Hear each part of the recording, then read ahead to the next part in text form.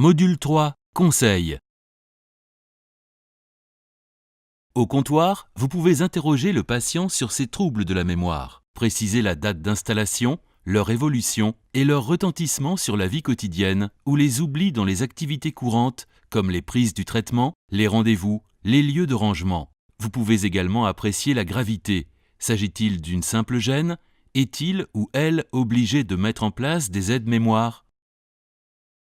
Il existe également un test permettant d'évaluer la fonction mentale, le MMSE, Mini Mental State Examination.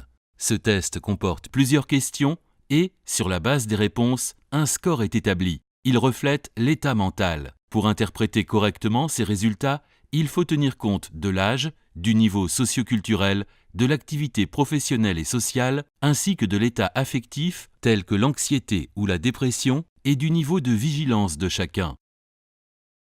Si les troubles de la mémoire de vos patients persistent ou s'aggravent, une consultation médicale pourra être nécessaire, voire une prise en charge hospitalière pour les situations d'urgence.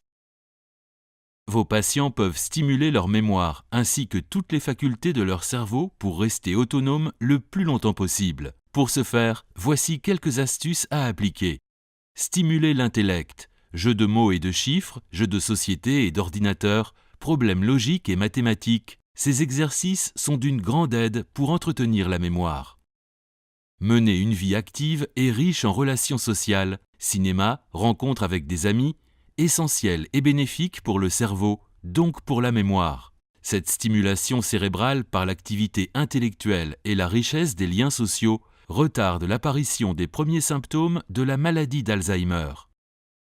Faire de l'exercice tous les jours pour oxygéner le cerveau et entretenir la capacité du corps à s'adapter à son environnement. Une activité physique, quelle qu'elle soit, jogging, jardinage ou danse, associée à une dépense de calories, stimulerait l'activité du cerveau en augmentant le volume de matière grise liée à la mémoire et aux fonctions cognitives. Avoir une alimentation variée et équilibrée. Faire attention à la qualité et à la durée du sommeil. En effet, le fait de dormir longtemps améliore la mémorisation. Les nuits écourtées, avec 4 à 5 heures de sommeil, sont à l'origine de troubles de la mémoire, de difficultés d'apprentissage et de somnolence diurne. Diminuer les facteurs de risque cardiovasculaire afin de préserver la santé du cerveau. À vous de jouer!